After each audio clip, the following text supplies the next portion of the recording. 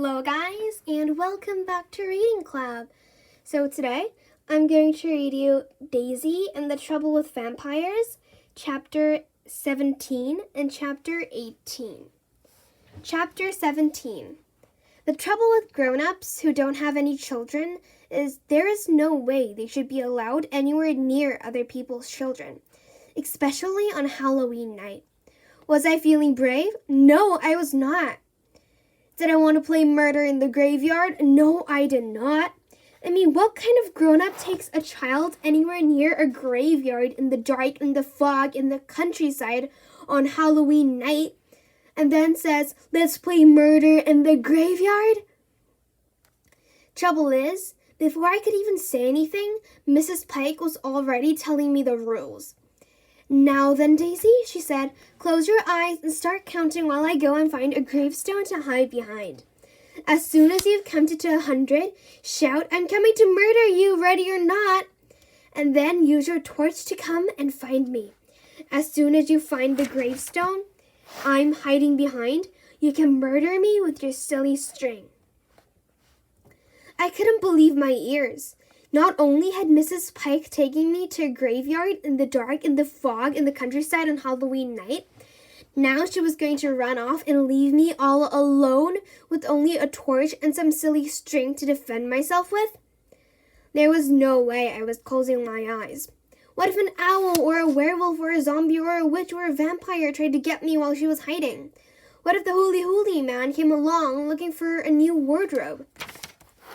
It's a good job I didn't close my eyes, too, because if I hadn't kept my torch on and kept my eyes open while Mrs. Pike was running away from me, I would never have seen her disappear.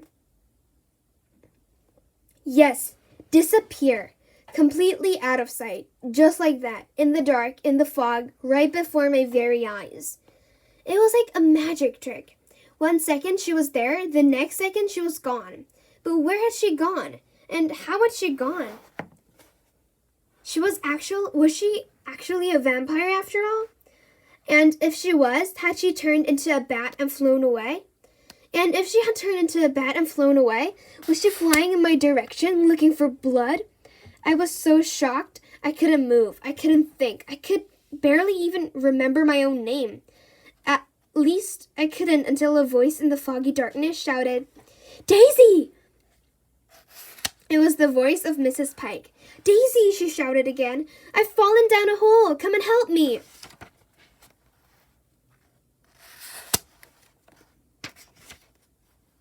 Chapter 18. The trouble with someone playing murder in the graveyard and then falling down a hole is Mrs. Pike had fallen down a whooper. In fact, the hole she had fallen into was so deep I couldn't even see the top of her head. At least I couldn't until I shone my torch down onto her face.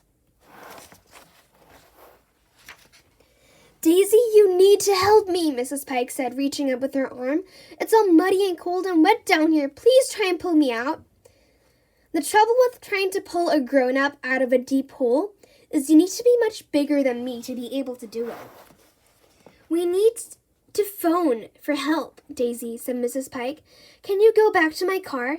If I give you my car keys, do you think you could go and fetch my phone? It's in my handbag. Was she serious? Not only was I standing in a graveyard in the dark in the fog, staring at a vampire down a hole, now I was going to have to walk through a graveyard, past a church, through a gate, past 32 houses, right to the very end of Church Road in the dark, in the fog, in the countryside on Halloween night, all on my own? And then all the way back again? On second thoughts, Daisy, she said, you'd better stay here with me. Your mom would never forgive me if I lost you. As soon as Mrs. Pike changed her mind, I was totally sure she wasn't a real vampire.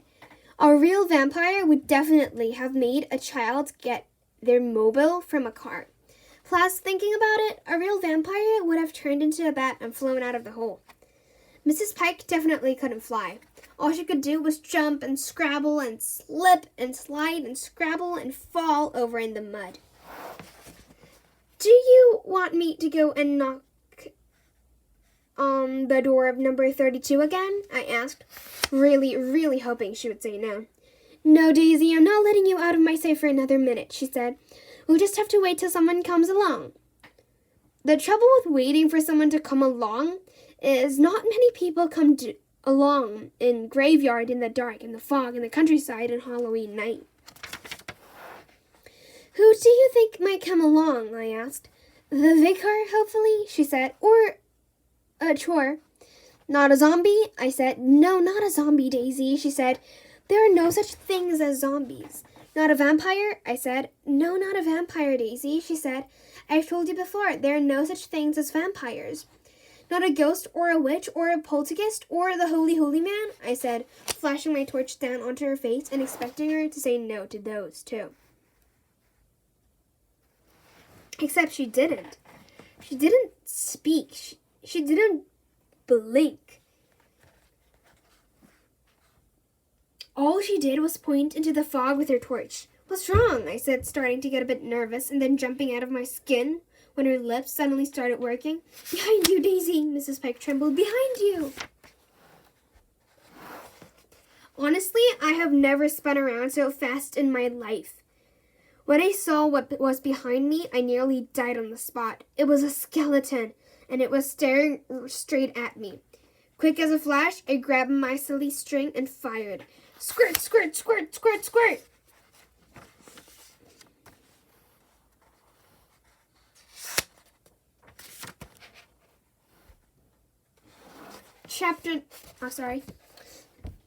I thought I was reading till chapter 19. So that's the end of this channel. So I'll come back later with a new and improved channel. Bye everybody. See you later.